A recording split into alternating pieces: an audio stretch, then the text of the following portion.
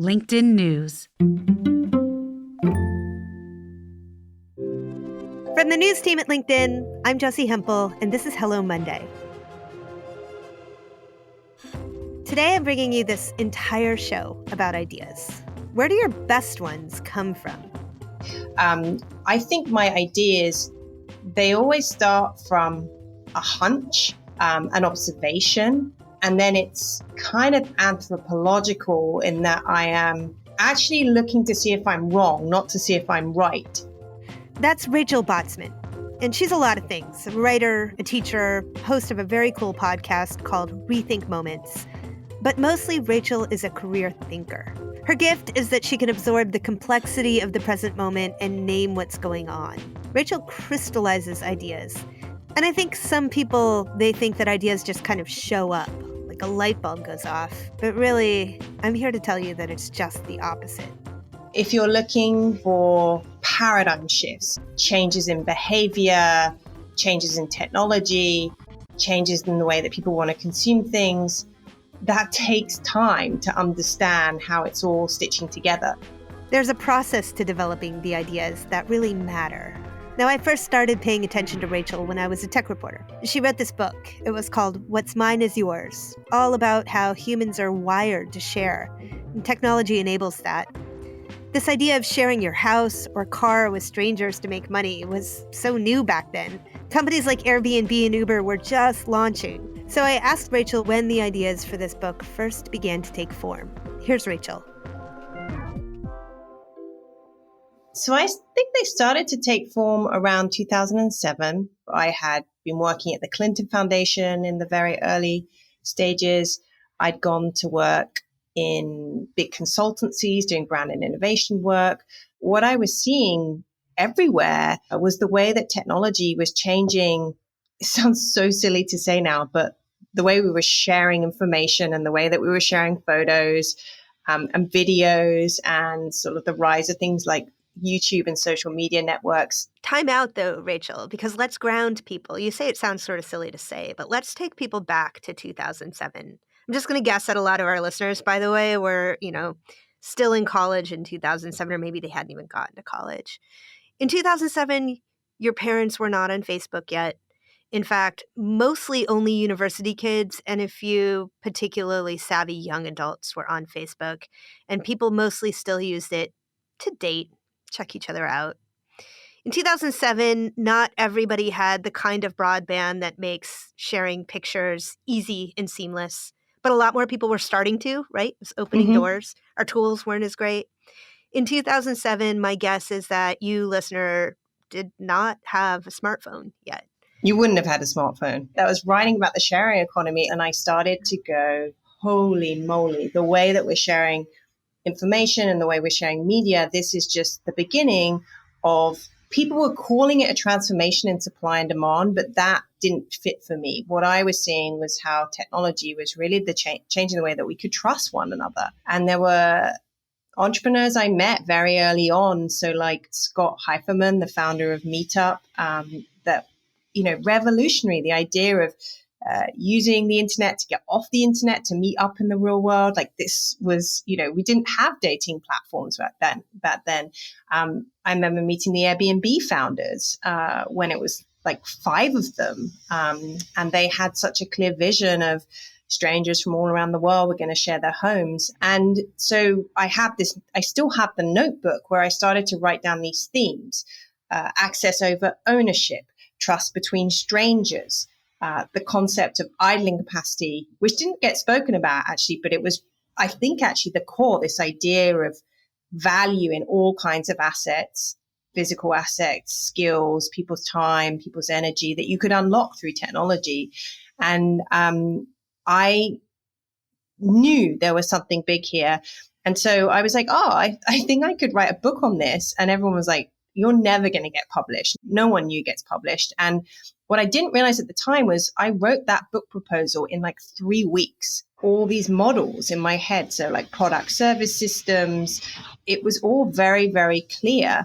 And then I did get a book deal, but I was writing the book to start a movement. So I think that's why it came out quite quickly. Rachel, there are so many reasons why people write books. There are so many things that influence what they want to do. How did you think of your career? Like what it was that you did at that time? I mean, you described a lot of different experiences in your background. What was the point of this thing that you were creating? I never saw myself as a writer. I was always someone that could take very complex ideas and distill them down to a point of clarity. I think there's a difference between clarity and simplicity. I'll say it like it was a superpower that people could be having these very complex conversations, and then I could create this sort of synthesis and then the momentum to move people towards that idea. So I knew I could frame things. And, in my work, I'm always drawing things. So in the very first book, I drew things before I could write about them. But I wasn't like you, Jessi. I always really struggled with writing and words. So that was the challenge. But I knew that I had to codify this thing, that there was sort of an intellectual marathon in writing the book that would make the idea stronger. And that was part of the personal goal. But then also, as I said, like I thought this would be so useful to entrepreneurs all around the world, because the idea of the sharing economy, you didn't need the whole point was you didn't need a lot of resources to unlock that value. Right. Well, so the terminology, is the sharing economy yours? That term? No. No. Where's that from? I actually don't know, to be honest. So the term I used in the book was collaborative consumption. And the point was actually because it's still a form of consumerism. And I had thought about the word sharing, but it's a very loaded term. Well, of course, in the early days of what I'm going to use your term, collaborative consumption, this new form of commerce and community emerging because the internet allowed for it. We all were so naive about it. I mean, I remember meeting Brian Chesky, who I really, really respected then and do now. But I remember thinking him so naive. He was this art student who had created Airbnb along with another art student. Actually, they weren't students, they were recent grads, but still they were young. They did not have a tech background. They did not have a business background.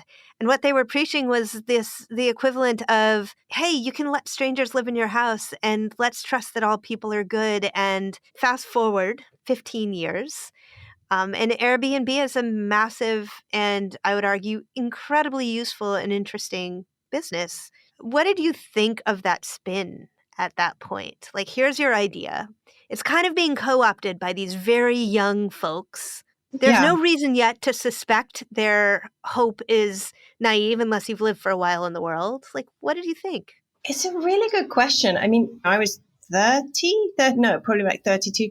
They were like in their early 20s. And it's funny because I did my first TED talk on this in 2010. And I look at that talk and I think, oh, it was so naive, right? Because we never spoke about these ideas at scale. That's the thing that I think was really interesting is I don't think Brian, as ambitious as he was, could ever imagine that his idea would cause rent inflation. I don't think the founders of Skillshare or TaskRabbit could even imagine it would create this new economy called the gig economy that we'd have to reinvent this whole new kind of social license and protect these workers because their goal wasn't that big.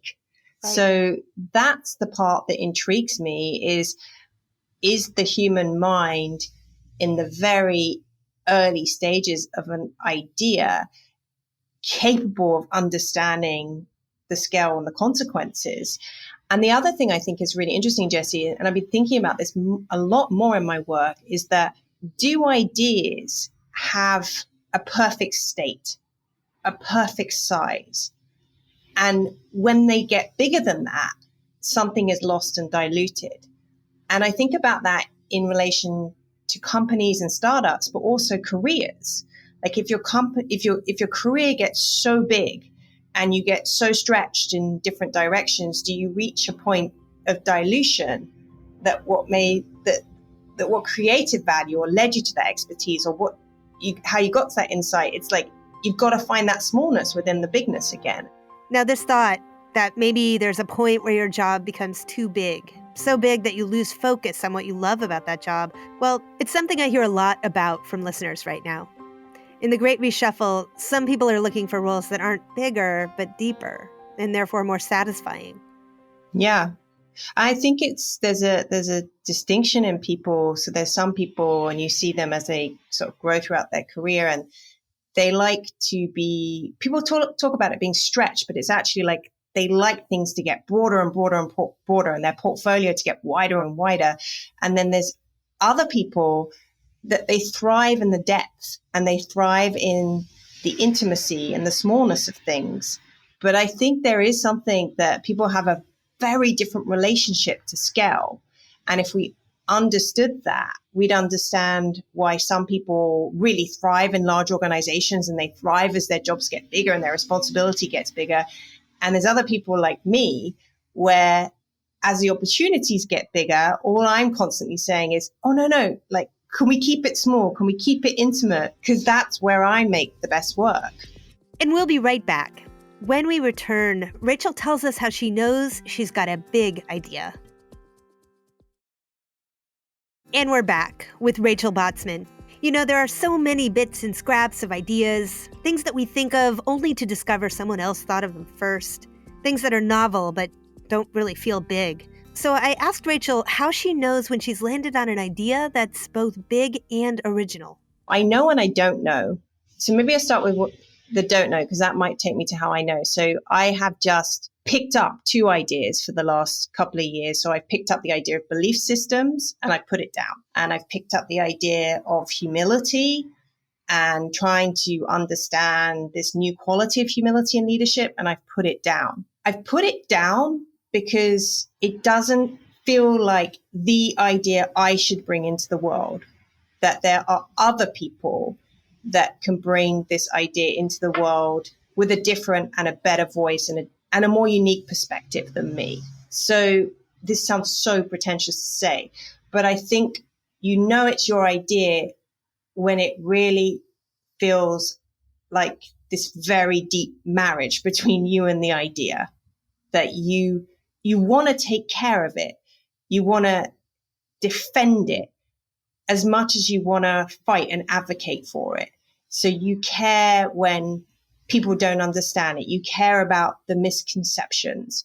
You really care about the language. That's a huge sign for me. So as soon as I start to develop terminology that is unique and it's not regurgitating other people, and I start to hear other people using that terminology, that's the loudest signal. When I'm like, oh, I'm giving people a way to speak about something that is really important in the world, that is slightly abstract, that lacks a vocabulary in the workplace or in society. And people are starting to use these terms and these concepts, even if they are still sort of what I call in the greenhouse and they're not fully formed. That's the signal. Rachel, you know, you said that these tend to be 5-year cycles. Do you ever become afraid that the next idea won't present itself? Like, my God, yeah.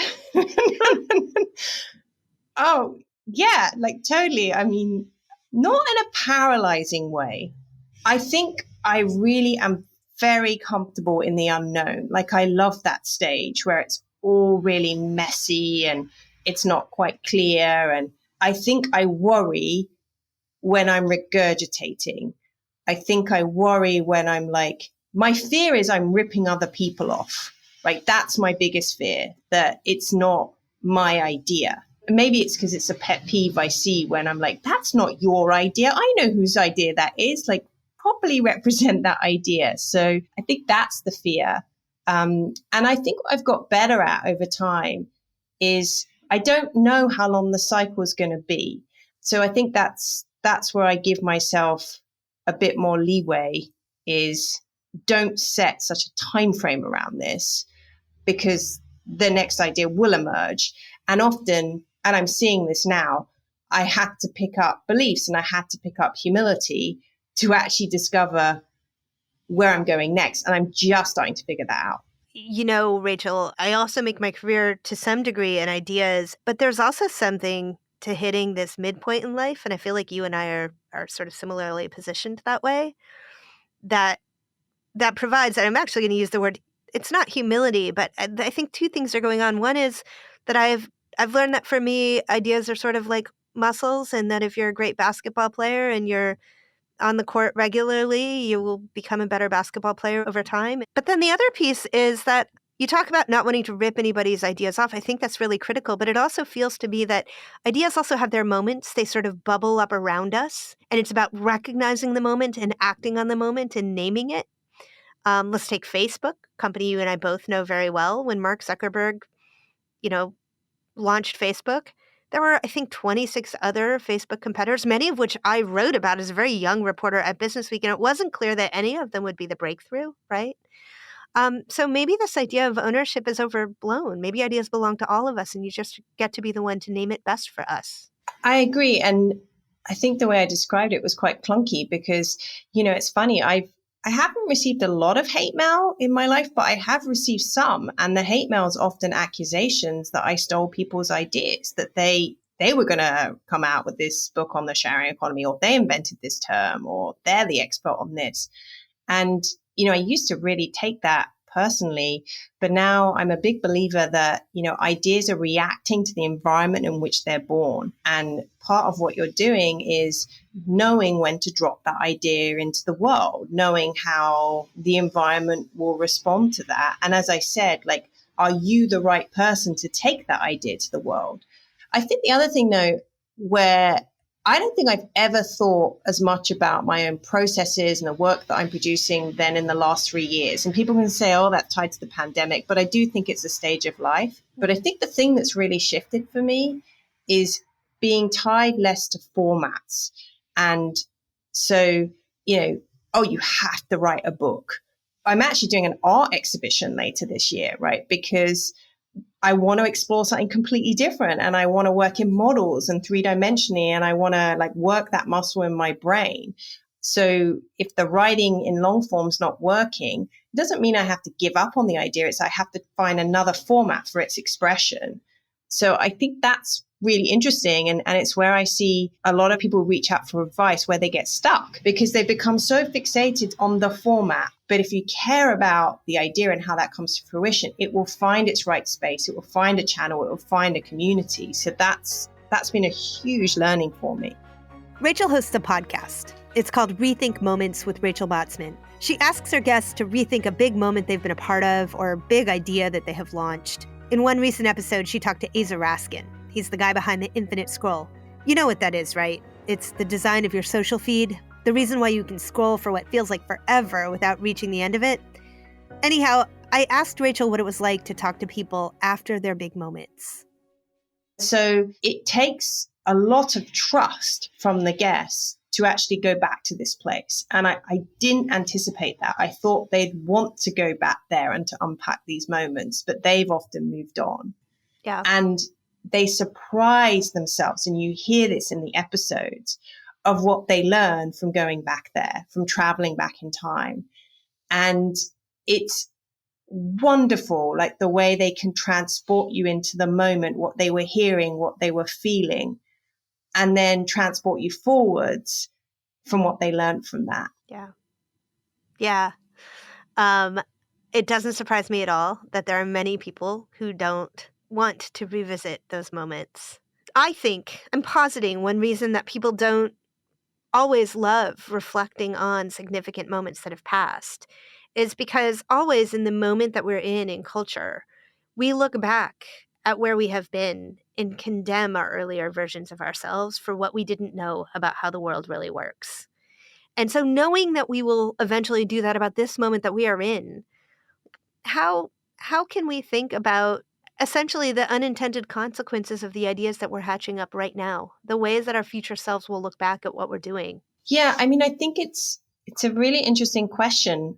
First of all, I think the fear comes from judgment. So that with hindsight, you judge things in a really different way. But I think we have more of a responsibility to think forwards as much as we can in human capacity, to think about the idea that piece of work, whatever it may be, that we're bringing into the world and the impact that it may have.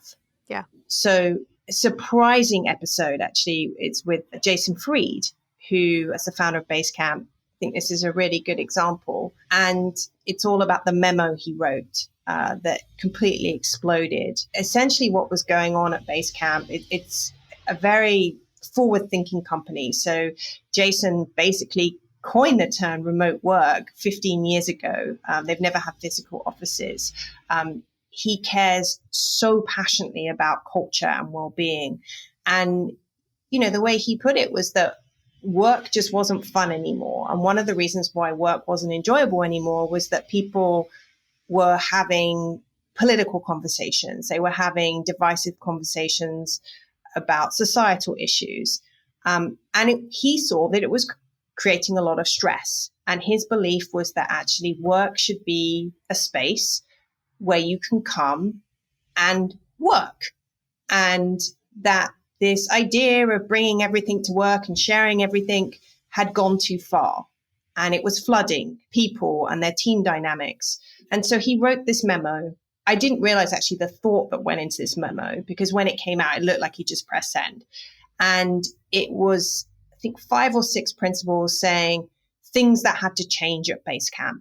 And one of them was no more political discussions in any workplace channels.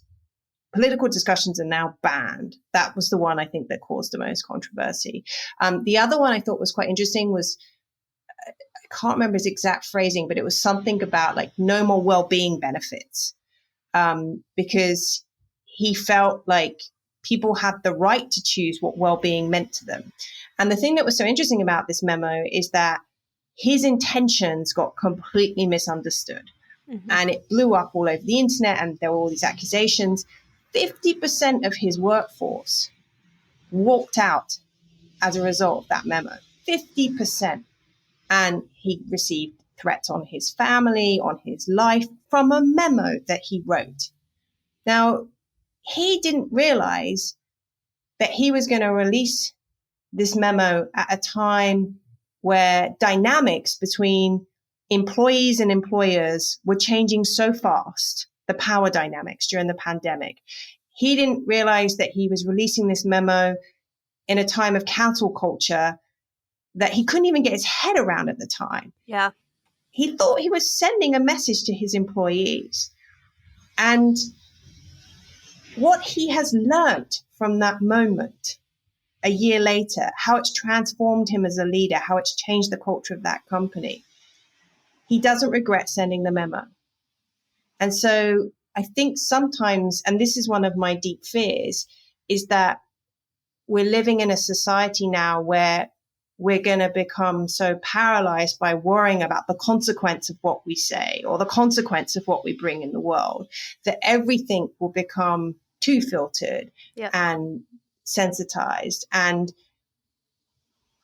I'm not sure I'm answering your question, but like that is my fear, is that I think we have a responsibility to look forward, but also to have the courage that sometimes these ideas and these things that we bring into the world, they will have a consequence that we won't be able to understand until there is a period of time that has lapsed. I think you are answering my question. I think that what I'm hearing you say, and you tell me if this is wrong, is that you don't expect that people should pay more attention than they are paying right now. That, in fact, if we ask people to, we risk crippling our ability to come up with big new ideas in the first place. Totally. Well, listen, Rachel, thank you so much for joining us for an episode. That was so fun. It's been years in the making.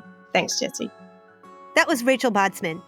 Her podcast, Rethink Moments, is part of the new LinkedIn Podcast Network. You can find it wherever you listen to shows.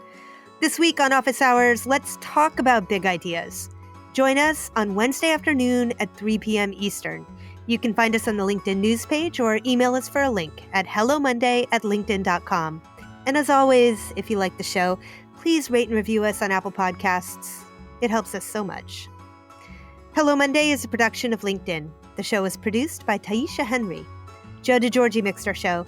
Florencia Iriando is head of original audio and video. Dave Pond is our technical director. Michaela Greer and Victoria Taylor help us think through moments of our own. Our music was composed just for us by the mysterious Breakmaster Cylinder.